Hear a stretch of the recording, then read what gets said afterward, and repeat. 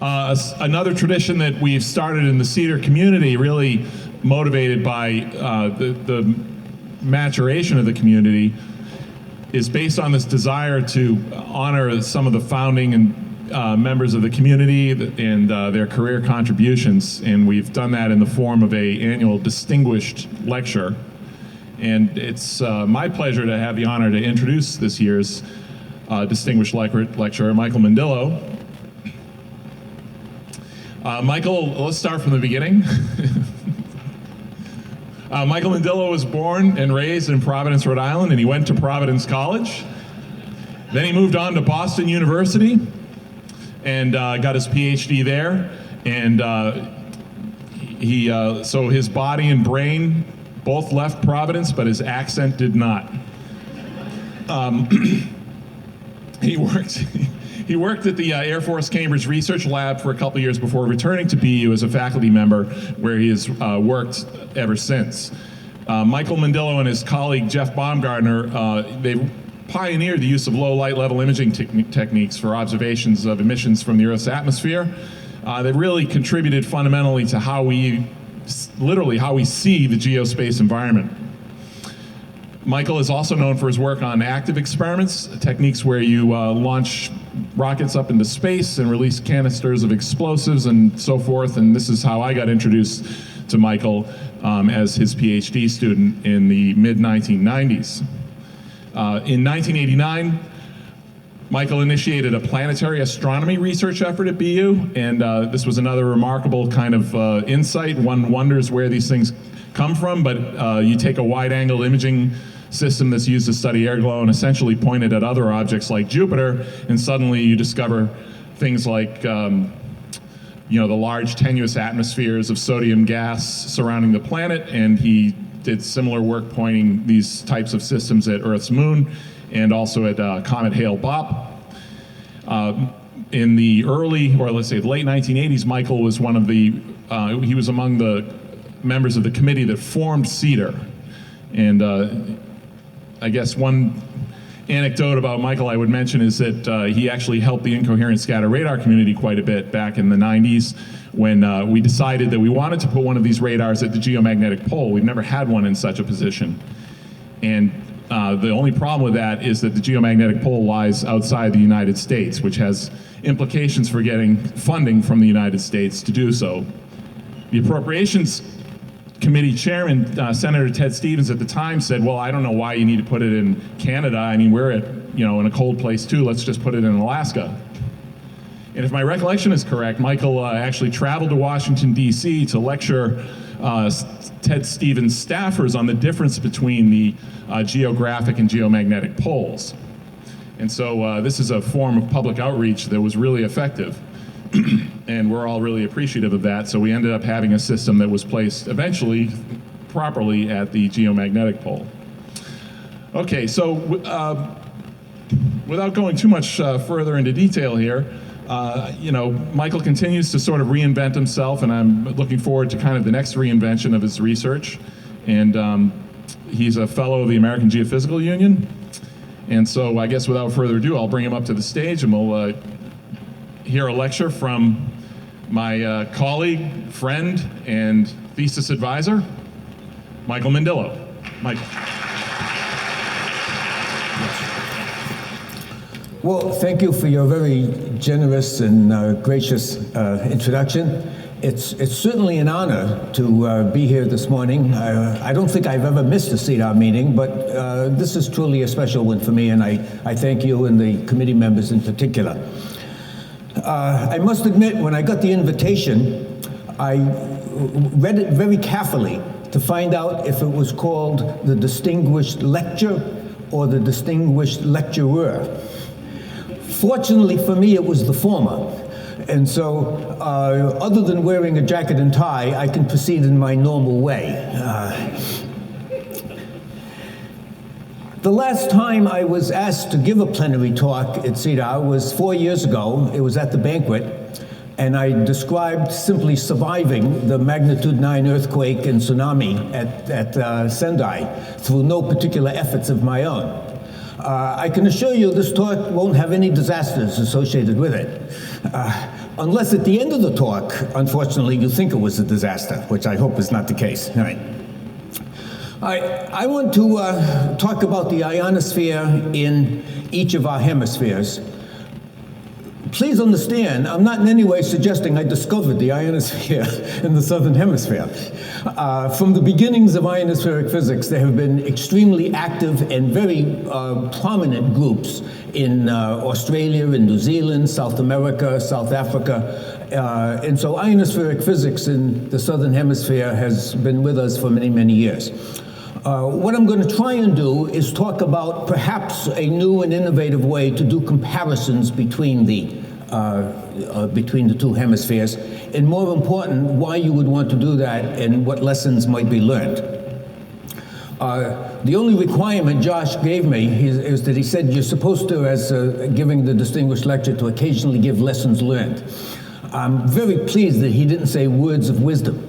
And so that burden is off too. But I'll try to give a lesson learned from time to time.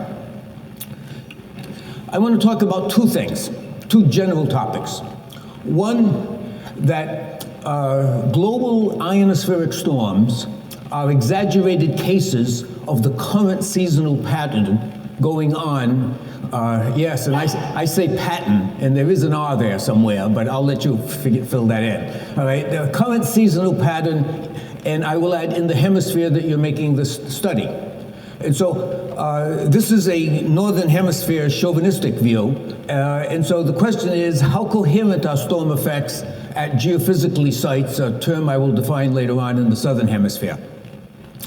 I will spend a good portion of the time on that topic and then finish up with a different approach to interhemispheric coupling, looking at actual geomagnetic conjugate points and how imaging observations at those sites can help us understand processes that occur along the same magnetic field line but anchored in different seasons.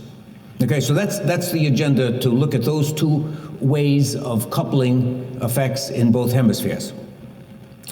I'm going to start with some very old data. There's nothing wrong with old data, but it shows things in slightly different ways than we're used to today. Josh mentioned I did my postdoc at the Air Force Cambridge Research Lab at the time, and Jack Klobuchar and Jules Ahrens had a meridional chain of geostationary monitoring stations. So you measure with a polarimeter the total electron content between the ground and the satellite. The satellite and the ground effectively never move, so it's not like GPS with satellites everywhere. You just look at one point, and you get measurements at L equals 5, 4, 3, and 2 along a station. This is a day in 1971 when a rather spectacular ionospheric storm came. This is total electron content versus 2 days. The dashed line, the regular line that you can't see is dashed, is there, and then the daily value of the ionospheric storms are here. And so this storm had an enormous positive phase, more than a factor of 200 or so, and not much of a negative phase the next day, but the negative phase occurred at somewhat higher latitudes. This is a winter storm, obviously, in the Northern Hemisphere. A few years before that, using the station from Sagamore Hill, total electron content versus time, you see a storm in May '69. Remember that date? I'll show it to you again later. With again, a dusk effect, an afternoon effect, but then many days, including a mini dusk effect, many days of negative storm. In terms of the temporal development of an ionospheric storm, the negative phase is by far the dominant one, because it lasts for several days here, as you can see. And so understanding storms in the Northern Hemisphere became a topic from the earliest days of the space race.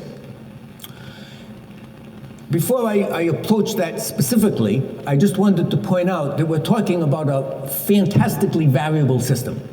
This is every day of total electron content for every month for that year of 1971. Variability occurs plus or minus 25% every hour of every day of every season. We used to call these spaghetti plots, right, that came out. There's, however, embedded in this that I want you to see is a seasonal pattern. That is, if you look at the winter months, the daytime averages are noticeably stronger than the daytime averages in summer. And so that's a seasonal pattern. And then there are storm effects. Here's the big ionospheric storm in December. Here's another one. There were many ionospheric storms, a lot of dusk effects. And in every case, the lowest curve is a negative phase ionospheric storm. So we have to understand that all of these things are going on simultaneously. Day-to-day variability, seasonal patterns, and then pulsing the system with input for ionospheric storms. The initial understanding of ionospheric storms came from thinking about the theories of Sidney Chapman. Remember, and you've had this, graduate students in courses, read Rijsberth and Garriott or Schunk and Nagy if you need a refresher. Chapman only discussed photochemical processes. He didn't talk about dynamics. So high was the respect for Sidney Chapman that if a measurement did not agree, the fault was assigned to the ionosphere. It was called the ionosphere was behaving anomalously, rather than the theory was hopelessly simplistic, all right? So there's a lesson learned right there. So you remember the basic photochemical story. EUV ionizes oxygen. Oxygen has a chemical reaction with molecules, make molecular ions. Molecular ions recombine very quickly. The production of plasma is the intensity of the sun, a cross-section, and the amount of oxygen. The loss process depends on the slowest reaction, which is this one, reaction rate, the amount of nitrogen, and the electron density. Photochemical equilibrium says you're allowed to equate these two things, and you find that the equilibrium value of electron density depends upon sunlight, a constant, and the O/N2 ratio. The amount of sunlight obviously goes from a very large value at noontime to 0 after sunset and continues for several hours. So the characterization of the solar irradiance is very important, even if you do it simply by a cosine of the solar zenith angle. All right, so now you say, well, why was the seasonal effect called an anomaly? Because Chapman theory would say when the sun is strong, the ionosphere should be strong. But what we observe is that the winter electron density or total electron content is greater than the summer. In this context, therefore, if the intensity of sunlight is weaker in winter, then the O/N2 ratio must be higher. It's the only choice you have to make it turn out. In the summertime, when the intensity is stronger, the O/N2 ratio must be lower. So the summer is a loss-dominated ionosphere. The winter is a production-dominated ionosphere. Storm effects are exaggerations of seasonal effects. The winter storm effects have enormous positive phases. The summer ionospheric storms have really deep negative phases. The O/N2 ratios showed up very nicely in the time-Duvey experiments. The mechanism for the positive phase has been debated for decades, even from when the time of the first ionospheric storms were studied in the 30s. With about every solar cycle or two, there being a switch from winds are most important to electric fields are most important. And of course, you ultimately understand that it's both. But it depends on what longitude you happen to be studying your effect. Winds and electric fields, but the electric fields turn out to have dramatic latitude and local time effects in some longitude sectors and less in other longitude sectors, as we'll see, and that the coupling between the plasmasphere and the ionosphere is enhanced at some longitudes and not at others. And again, this is the whole story I'm reviewing for the Northern Hemisphere. For the negative phase, a decrease in the O/N2 ratio will do it. It's consistent with Chapman theory. It was widely accepted. There are many ways to do this: thermal expansion, circulation, winds, as we've seen. But basically, if you're going to deplete the ionosphere chemically, you've got to change the ratio downward. So summer storms, enhanced loss, summer storms make the ionosphere summer-like. Right, so this basic understanding of Northern Hemisphere storms was summarized wonderfully in the review paper by Gerd Plaus. It's also in his textbook, which is a good thing to look at from time to time as well. And he said there are 5 kinds of disturbances that you can understand, and we've seen some of these already. The dotted line is always the monthly mean. So you can have a dusk effect, a large positive phase. That occurs in North America, where we'll see electrodynamically dominant. Or you can have an all-day positive phase, which generally occurs in Europe and Asian sectors. You can have an auroral enhancement at night that can occur anywhere if your station is near the auroral zone. Negative phases occur at all longitudes, but they're particularly weak at dawn, mimicking the electrodynamical effects at dusk, two dynamical effects that happen in the Western Hemisphere but not in the Eastern Hemisphere. And finally, the positive phase can have a very abrupt termination where the ionosphere passes into the outside the plasma pores, and that's an electrodynamical effect. So that the electrodynamical effects occur mostly at the North American longitudes for reasons that you know and we'll discuss, because the magnetic latitudes are proportionally higher given a geographic latitude because of the tilt of the dipole. What was it, May 1969 storm that I mentioned, that Klobuchar did with total electron content, was actually a historically important storm because it signaled a new and exciting radar observing mode from Millstone Hill Observatory. So here's a plot. This is a good old in-fashion plot that John Evans would do, thinking of the ionosphere as FOF2 and not density. And so here's the monthly mean of the local ionosound near Millstone Hill. Here's the afternoon increased dusk effect. What Evans and colleagues did was point the radar not at zenith, but a very low elevation angle, and scan to the north and the west, making plasma drift measurements with these fantastic drifts that occurred at subaurora latitudes. What he noticed was that the peak of the ionosphere went up in altitude. At the same time, prior to the storm commencement, there were these diddly little drifts, east, west, north, south, and then all of a sudden they shot off to the west when the substorm occurred here. So it was a very dramatic confirmation that a penetration electric field can both move plasma upward, move it to the west, and also slightly to the north. Given really a dramatic piece of new diagnostic evidence that certainly hadn't been appreciated until that time. Dave Anderson put those measurements into his model and produced the electron density profiles that would happen in 3 hours of a strong electric field, exactly of the type that Evans had measured. And you see that the peak density altitude increases, the peak density value increases, and the total electron content would increase quite a bit. Here is the total content from these simulations, from the monthly mean, and then the electrodynamic one gives you the higher value and the sharp termination due to that westward drift, and the site is moving outside the plasma pores. If you put in only winds, strong equatorward winds, as we heard about recently, you also can make a positive phase, but it doesn't have a steep termination. This is more of the European positive storm, where the equatorward winds from auroral heating cause a broader region of the time to be disturbed.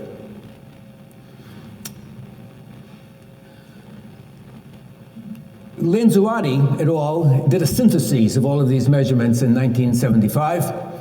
He took the maps that AFGL could make of the positive phase getting smaller and appearing at an earlier time as you go from North Carolina to Greenland, relating this to the peeling off of the plasma pores, the plasmasphere at the time, in agreement with simulations by Joe Grabowski and Chen, showing that you made these plasma tails that come off and peel off from the plasmasphere.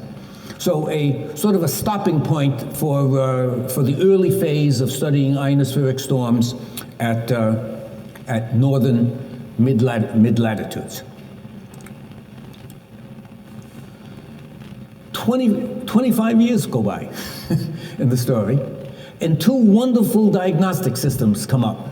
One, the image satellite with its neutral imaging of the actual plasmaspheric structures, and the appearance of the big GPS networks that allow you to measure and make maps of total electron content. And these famous plots have been shown many times. A basically circular or dawn dusk bit of a symmetry of the plasmasphere. After the storm, you peel off and you get these plasma tails. And if you map them from the ionosphere out to the plasmasphere and back and forth, they coincide with the electron densities or total content occurring earlier at higher latitudes, earlier in time, and of lower magnitude. And so the beautiful confirmation of the coupling, electrodynamic coupling that happens in the northern hemisphere, or at least it had been studied in the northern hemisphere with these new GPS and image results. The names got changed a bit. You know, the dusk effect is storm-enhanced densities, and the plasma tails are now drainage plumes. But the confirmation is really very nice. So I thought, well, gee, I think there's a lesson learned here.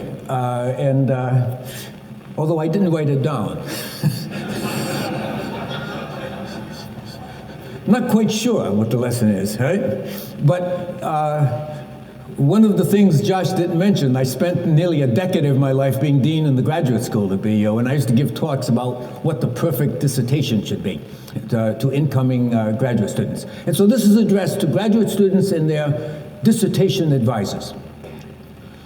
Choose an important topic. Remember that a dissertation, there's a part of science where validation is a central pillar in the structure of science. Validation is important. But for a PhD dissertation, you're supposed to push the envelope of knowledge out a little bit. And so think about that. You want your dissertation to be adding to the knowledge base, not giving confidence in the existing knowledge base. I fear at times that our community drifts away from that because we can make measurements in so many different places and we haven't done it yet. And so simply seeing effect A that those guys saw at longitude B and we see the same thing is a confirmation but not a dramatic addition to the knowledge unless there's something unusual in a lesson learned. So think about that. When I was a graduate student, for the last 2 years, I was a life of dreaded fear that Dr. Evans in Millstone Hill or Dr. Titheridge in New Zealand was going to scoop me on the study of ionospheric storms. Luckily, it didn't happen. I beat them to the publication. But you don't hear that phrase anymore. You don't hear people saying, I worry about getting scooped. In that confirmation science has taken on a higher level of importance in the doctoral dissertation stage. So think about those, students and faculty advisors, about you really want to begin your career with a good step forward. All right. Smugly aware and knowledgeable about ionospheric storms in the northern hemisphere, you say, okay, what's the first thing to think about if we start to look in the southern hemisphere? Well, remember the seasonal anomaly. Winter ionosphere is more robust in the northern hemisphere than the summertime.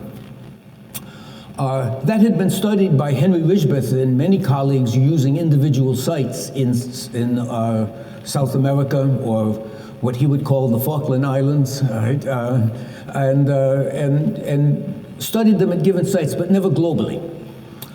When the GPS maps from JPL came available, and Xiaosheng P sent these to us, to Ridgebeth and myself, and so this is a plot of daytime, of noontime, midday TEC versus latitude and longitude for the whole globe in June and in December of a single year. Very typical of a solar maximum typical year. And you see the equatorial anomaly and everything. If you collapse these in longitude and make a longitude averaged latitude plot of TEC, you get these two curves. The June curve is the dashed line, and the December curve is the solid line. So notice in the northern hemisphere, the solid line is always above or close to the summer curve. And that's winter greater than summer. But when you switch to the southern hemisphere, you have to change the seasons, and now summer is greater than winter, as dear Professor Chapman would have suggested. So there is no seasonal anomaly in the southern hemisphere. Summer TEC is greater than winter in the north. Summer TEC is less than winter in the south. If storms are exaggerated cases of seasonal patterns, what are we to do? How do we approach storms, and what can we find in the southern hemisphere? The mechanism for this is interesting. It's been really beautifully studied by several of our colleagues at NCAR. Maybe we'll hear about it, some of it in the next talk. But in my words, it goes something like this, a 30-second summary. We have two hemispheres. The northern hemisphere has lots of land. The southern hemisphere has lots of ocean. Where you have lots of land, you have plate tectonics and you have mountain ranges, big, beautiful, fantastic mountain ranges. Winds blowing across mountains, hit the mountains and get percolated up and make affects turbulence go up into the atmosphere. That's described by an eddy diffusion coefficient. Once you get to the turbopause, you don't have any choice. They've got to diffusively separate by their own scale heights. But you can fool around with what the base values would be with eddy diffusion coefficients. And so apparently that's what's happening here, that in the southern hemisphere, there's a difference in the eddy diffusion coefficients than you have in the northern hemisphere, leading to the dominance of this seasonal anomaly in the northern hemisphere and to what you might call the normal ionosphere in the southern hemisphere. So we have to bear that in mind, that the seasonal patterns are different. All right, so stopping point number one. There's a daytime seasonal anomaly, as I've just said. The seasonal anomaly is hemispheric dependent, stronger in the northern hemisphere. Ionospheric storms are graduated cases. How do ionospheric storms appear in the southern hemisphere? Well, let's think about the physical drivers that might help us understand where to make these studies to do it. Right? The storm's positive phase is due to two uplifting effects. I didn't precisely mention, if production and loss are going on, but you move the plasma upward to regions of low loss, and production is still going on, you build up a peak density or total content. So it's a dynamical effect with production going on and loss being reduced due to upward motion. It could be either by electrodynamics or winds to do that. There's a hemispheric difference, western hemisphere, eastern hemisphere there. And it's because, as I mentioned, the geographic latitudes have a higher magnetic latitude at American longitudes. The difference can be about 12 degrees. In Boston, for example, it's 42 degrees and maybe 54 magnetic. And this maximizes magnetospheric input. For the negative phase, which is the phase we're going to look at because it's the dominant characteristic of an ionospheric storm, is its prolonged negative phase. That's due to a lower O to N2 ratio, and that's due, we think, to Joule heating in both hemispheres, in both auroral zones, to do those. So if you want to choose stations to study ionospheric storms, I mean, you can just choose any independent station that you have data from. Nothing wrong with doing that. But if you want to compare it to a comparable station in the northern hemisphere, then you ought to maybe give a little thought as to how you're going to choose your stations to compare. By the way, I'm still going to use ionosound data. There's an echo here. And you might wonder, well, why not GPS? GPS has calibration issues when you want to compare absolute values, especially small values, decreases in negative phase. Relative changes are known very well, but with respect to monthly mean conditions, it's better to have something that's a little more calibrated, as a ionosound would be. So there are two ways to make pairs of stations. Geomagnetic conjugate points, the same magnetic field line, but you have different seasons in each hemisphere, or what I'll call geophysically equivalent sites. So there are reasons to do it for the same geographic, the same solar-produced ionosphere.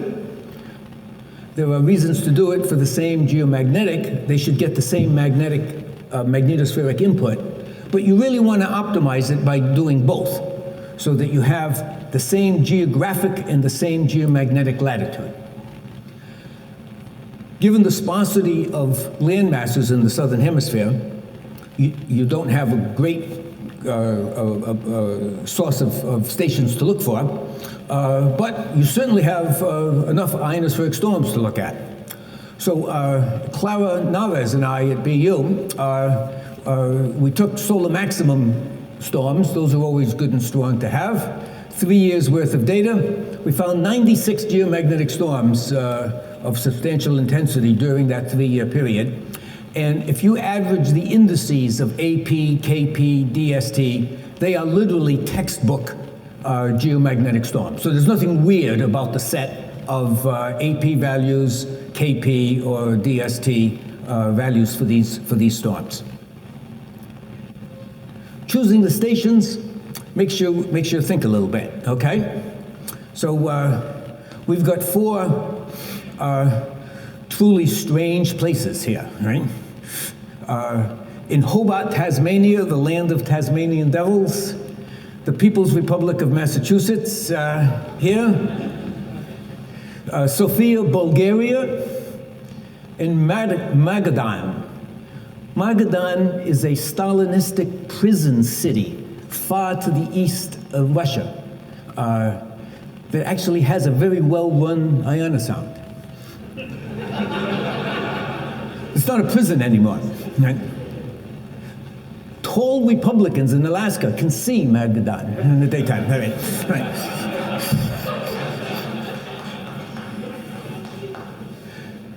All right, so Hobart and Millstone Hill have the same geographic latitudes among friends, right? I mean, 0.3 is as good as it gets in geophysics. The magnetic latitudes, you know, a little over a degree, pretty good. Magnetic latitudes. Sophia is a site with the same geographic latitude, but its magnetic latitude is much less. And then Magadan has the same magnetic latitude, but a much higher geographic latitude. So on this column, you think solar-produced ambient ionosphere with all the seasonal patterns.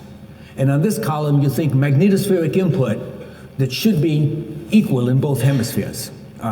Especially at these L=3 kinds of sites. You know, we're talking rigid magnetic field lines of the inner magnetosphere. All right, so what happens if you do a superposed epoch analysis of comparing the departures of hourly values of peak density versus the monthly mean over a 1, 2, 3, 4, 5-day period? Sophia is in blue. These are the 2 stations that have the same geographic latitude, but widely spaced and different in magnetic. So Sophia has a relatively minor negative phase. Millstone has a stronger one. You know, and you guess, well, I know that because it has a higher magnetic latitude. It's closer to the auroral zone. You know, defined by 80 storms. The errors of the mean here would not encompass the other station. Here. If you go to the same geomagnetic one, you would take Hobart and Magadan both at 54 degrees north and south. And again, you have a difference, statistically significant difference between the station at the higher geographic latitude, less of a solar-produced ionosphere than at Hobart, again sustained by many storms, averaged together. Certainly, each storm has its own nuance and flavor, but what we're looking for are the consistent, basic patterns of disturbing the ionosphere-thermosphere system that are common to all storms. And so the mild punchline is, if you take Hobart and Millstone, which are the ones that have the same geographic and the same geomagnetic, then the curves fall within the error of the mean uncertainties of each other. Showing that it's a promising way to gauge the behavior of ionospheric storms in each hemisphere that we were setting out to do. But as you see, well, let me get to that. So, summary number 2. Ionospheric storms test our understanding of a highly coupled global system. CEDAR has led the way in saying not only is there coupling from above, but coupling from below. These pre-event conditions of downward and upward coupling determine the characteristic patterns of the perturbations that are going to be produced by a delta in downward coupling. That is a geomagnetic storm. But the stage is set, as it were, by our understanding of these. Part of our understanding is that the pre-disturbance characteristics vary with hemisphere and in asymmetric ways, and not a simple reversal of seasons. Summer versus winter is different in the Southern Hemisphere versus summer and winter in the Northern Hemisphere. So if you study the same ionospheric storm and one is winter and one is summer, they're not as easily comparable as we would have thought maybe they should have been. Yet, having said all that, at geophysically equivalent sites, the perturbations induced are statistically equal. These systems somehow have the same system response function to an identical input, even though the local conditions are different and local conditions are supposed to matter. I don't understand why that should be. And there's a couple of hints there as to some good topics to pursue, both in observations, modeling in particular, especially now that we're building up better models of the neutral atmosphere that can be used in both hemispheres, which was not the case years ago, or even recently. Okay, so a important way to understand the coupling between hemispheres, the roles of magnetic fields between hemispheres, the roles of downward coupling and the roles of upward coupling. Take a drink of water.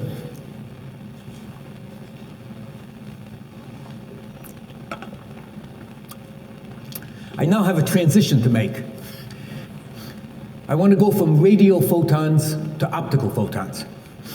Optical photons, visible light photons, things we can see, right? And I'm going to make that transition by telling a story about science and religion.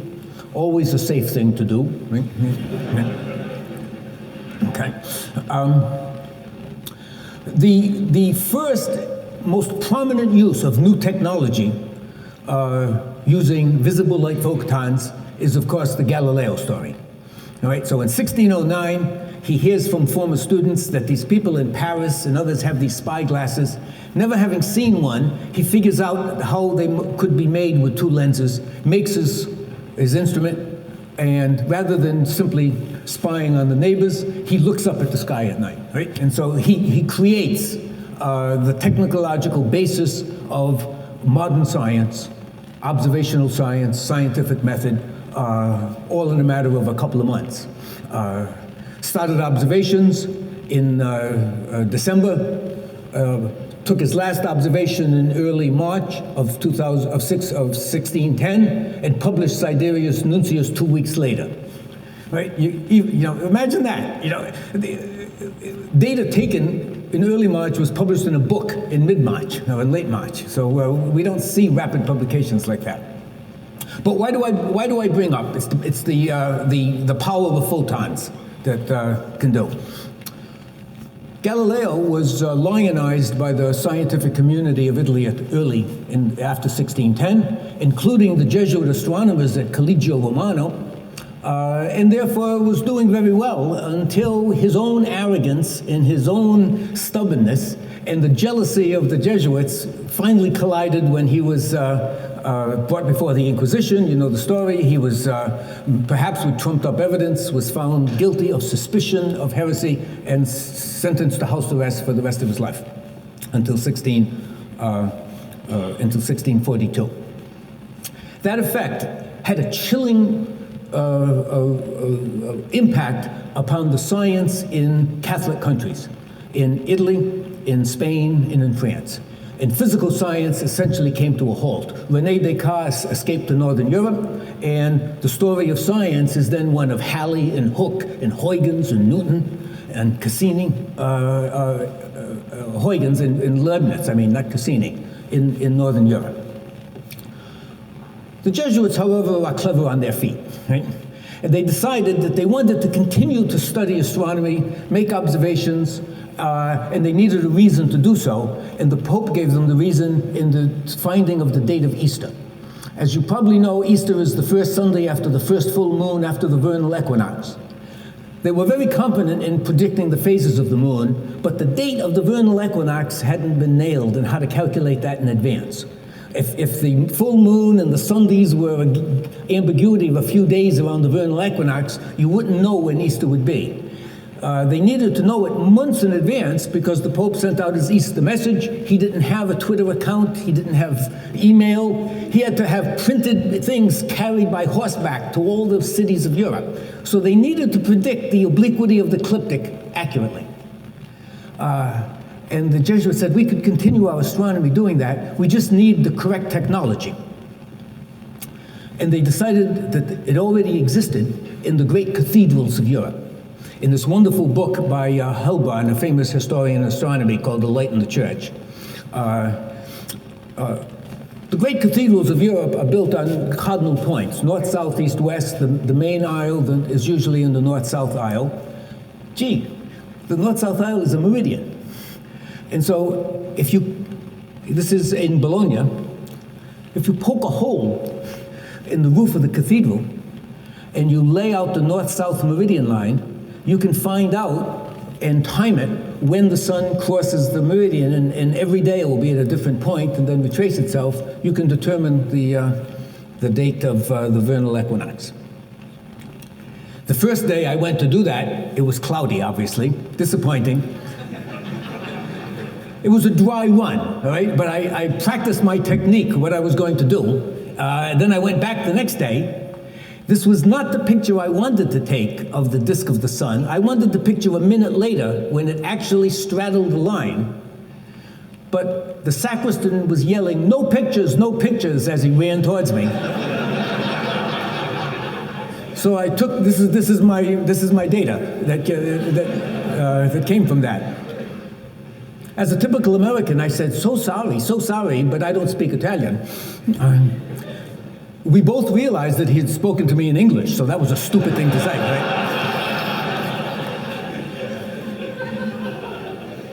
All right.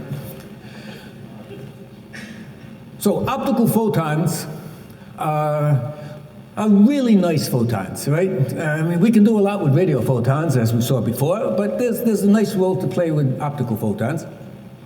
And so with the help of Jeff Baumgartner and Carlos Martinez and Steve Smith and Joey Roten, we've set up a series of all-sky imaging systems that are chosen not where our friends are, but where the magnetic field lines have conjugate points. And so we wanted some pairs in the low latitudes to study equatorial spread F on either side of the geomagnetic equator. We wanted stations at lower mid-latitudes to study conjugate points, like Arecibo and Mercedes. And then we wanted sites at higher subaurora latitudes, Millstone Hill and Rothera. And another pair of Asiago, Italy, and South Africa is going to come online this fall. New Zealand, our subaurora imager there is somewhere in the Atlantic there, but hope springs eternal. Maybe we'll find a place. But we certainly have data here at geomagnetic conjugate points. And I just want to give you a flavor of the data that we're taking at these three sites in the initial look how to do this. But why, right? When I talked about choosing a topic of research, it's got to pass the so what test. Right? So why do you want to do that? And it's basically because of electrodynamics. That we have so many processes that we deal with that either come streaming along magnetic field lines or are mapped along the magnetic field lines that we can't understand the system without doing that. In Venus, they don't worry about that. Right? I mean, Venus has a global ionosphere, but there are no magnetic field lines. There's no downward coupling, right? There are no MSTIDs. There's no equatorial spread F. Can you imagine a world without ESF? I mean, just terrible. You know, it's a hellhole there, right? The intelligent designer, she really screwed up when it came to Venus, all right? Could have done a better job. So you want to do this for electrodynamical processes. Here's an example of from the highest lab, from Millstone Hill in Rothera. Rothera is a system where we cooperate and with the British Antarctic Survey and Mike Taylor from Utah State. It's his instrument and our F-region filters that are used here. Very nice collaboration. We see diffuse aurora and we see SAR arcs and images taken only 2 minutes apart. We haven't yet mastered taking images at precisely the same time, but for the kinds of effects we're looking at the moment, a minute or two doesn't matter at all. We're just getting into looking at the similarities and the differences that occur. The differences are often structure, or often brightness values. You know, they're different seasons, right? Just getting into summer and just a little bit of winter. In the summer months down here, we can't operate at all because it's at such a high geographic latitude that the sun is above the horizon all the time. But at equinox and near equinox conditions, we can get data from both hemispheres, and in particular look at the structure along SAR arcs, something that hasn't been done before, and relate that to magnetospheric structures of the inner plasmapause system. At the Arecibo Mercedes Argentine site, again a 2-minute difference, but a nice site that Carlos Martinez and his students are studying MSTIDs moving from northeast to southwest, and in the southern hemisphere, of course, they go that way. They map nicely using the Richmond geomagnetic field models, and yet there are differences that occur. And those differences presumably will tell us something about the seasonal influence setting the stage for the disturbance that then comes, and maybe help understand the ionospheric storm issue.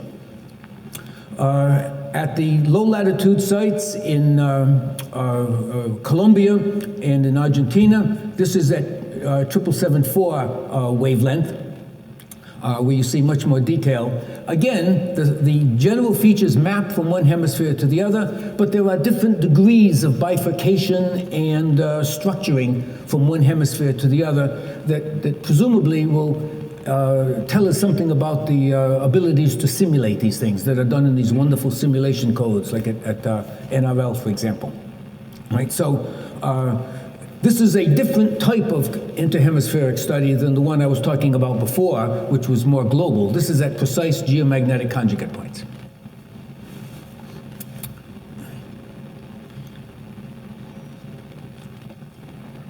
So what I tried to do this morning is summarize that solar terrestrial effects.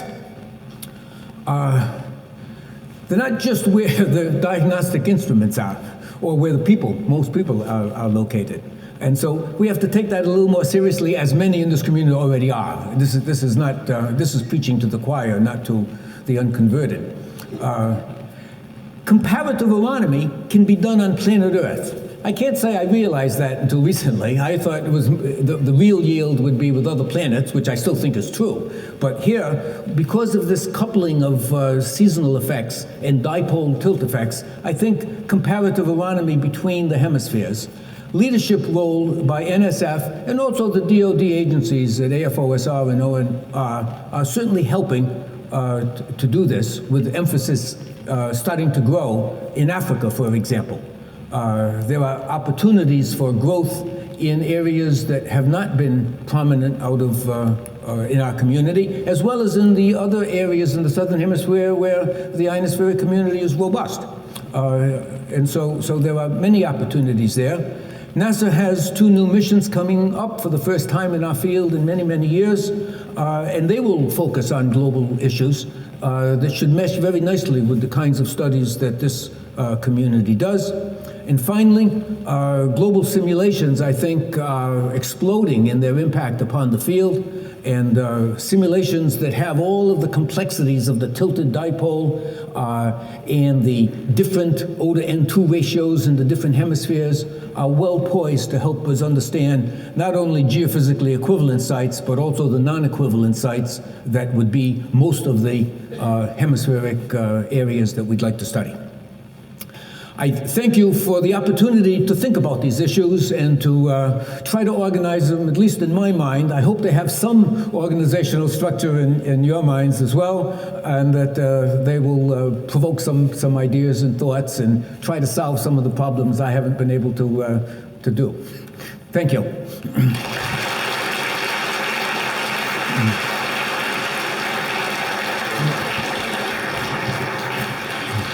Get out of here without a plaque. Oh, So, gee, that's again, nice. on behalf of the CEDAR community, congratulations and thank you for all your contributions to the community. Thank you.